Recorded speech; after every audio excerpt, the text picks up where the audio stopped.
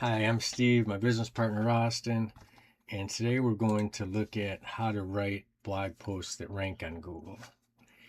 And that's really the important part of why we're writing these. We've already talked about how you're not going to build an audience. This just isn't a topic that's going to be popular. It's one that you hope you get one or two people to see it, and it's the right people.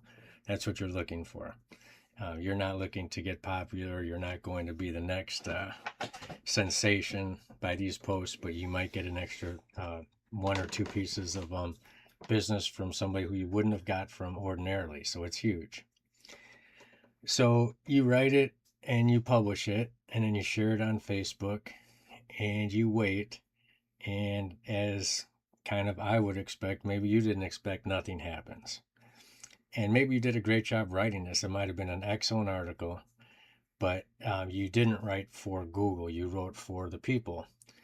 And there's a skill to writing for Google and the people. And it's different than just writing for a person. So you might be writing for, let's say you work with auto repair people, and you thought you hit it out of the park um, with your article about how to do bookkeeping for auto repair people. Well, really, they're probably not searching for that very often. So you write it, and a month later you haven't got anything, and you think, oh, this doesn't work. And that's justifiable thinking, because it's not going to work a lot, but you do want to get that one person. So that one auto repair guy that's looking for it at the right time finds your post. That's when it worked. And then it works really well because he might become a customer. But how do you get it so that Google recognizes it? And so that you are ranking with that word. So that's what we're trying to do now. We're trying to rank for these blogs. So start with a keyword and not a topic. So what would a keyword look like? It would be, I'm in Maui, Hawaii. Nice. Um, so if you're a bookkeeper in Maui, Hawaii, maybe you write for auto repair bookkeeping in Maui, Hawaii, or how to do bookkeeping for quarter 1 for an auto repair place, Maui, Hawaii. Obviously, that's way too long and stringy, but you get the idea. You want to get the Maui in there, and you want to get some bookkeeping in there, and then you want to get that auto repair in there. And when you get all those in a phrase, that's valuable. Okay. So what you're trying to do is get long tail keywords, and what that means is it's a long string that's a valuable keyword. And when you get Maui, Hawaii, bookkeeping, and auto repair all in that, and somebody searches for all those things, then they're looking for somebody to hire, is what they're doing. They're trying to find somebody that can help them. So that's super valuable, and that's definitely what you want to do. Bookkeeping for Maui, Hawaii, LLC small businesses, anything like that. That is long tail keywords that people maybe search for once in a while, you want to get. Answer the public. And we've talked about that some, but if you go there, you can look at questions people are asking, answer all those questions in one per blog. Don't try to put them all into one blog, you'll get nothing. Put one each, and hopefully you'll get that one customer. And maybe you'll get one per year. Maybe you'll get one every 3 months. That's what you're looking for. So before you write a single word, try to figure out what is ranking, which keywords are doing well already. So, and you also want to look at search intent. And I'll explain what I mean by that. So if somebody searches for, let's say, DIY bookkeeping in Maui. So they're looking to do it themselves. Their intent is obviously not to hire you. And what if somebody's just searching for bookkeepers in general? Well, we don't really know what the intent is there. It might just be they're researching some stuff about bookkeepers. They want to find out a little bit, but they're not necessarily looking to hire. We want something with search intent. Even bookkeepers near me, I'm feeling pretty good about that, because why would somebody be searching for that if they weren't looking to contact one of us? So that I would consider that in commercial intent, and I would try to target that. Maui, Hawaii bookkeepers, I also consider that commercial intent. They're searching for bookkeepers here, and why would that be? Well, chances are they want to contact one of you. So I definitely would consider that something that I would definitely get a blog post written about, because when somebody searches that, you want to show up for that. Not only your website, you want those blog posts, everything, anything you can get.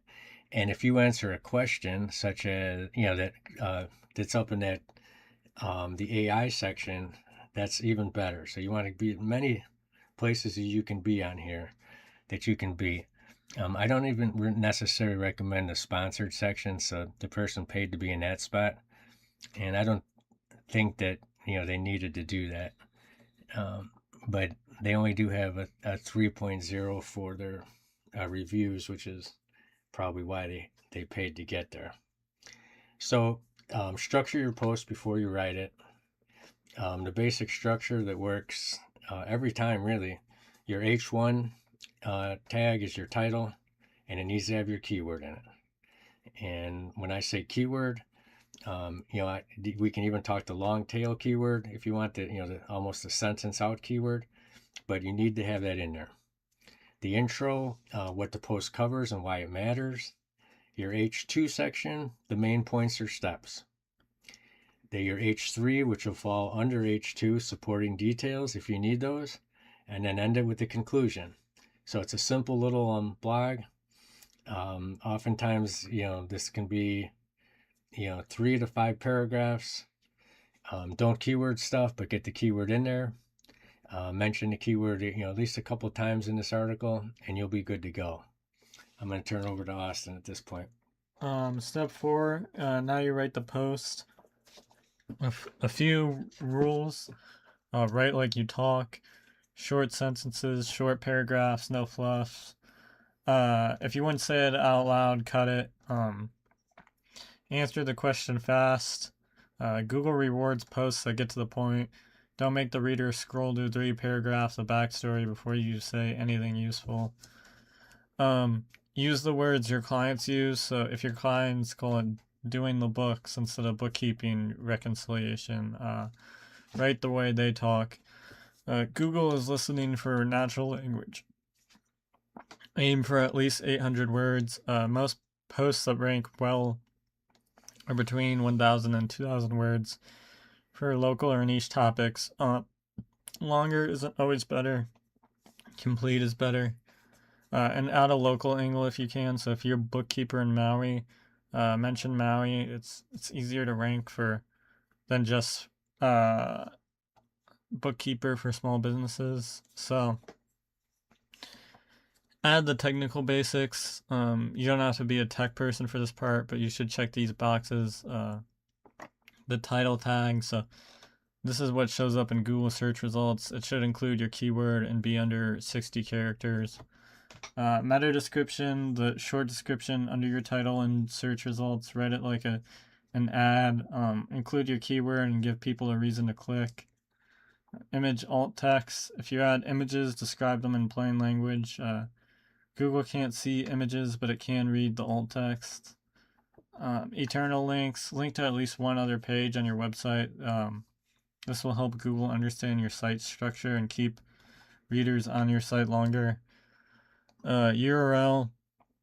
Keep it short and include your keyword, something like yoursite.com/blog/bookkeeper for small business is better than yoursite.com/blog/post142. So,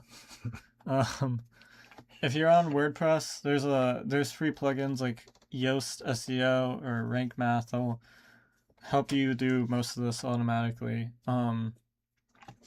Step 6, publish and be patient. No one likes waiting, but SEO does take time. A new blog post from a new website might take 3 to 6 months to show up in Google results, sometimes longer. But here's the thing. Once it ranks, it works for you 24 hours a day, 7 days a week, without you doing anything. And that's the difference between content marketing and paid ads. Ads stop the second you stop paying. A blog post can send you clients for years.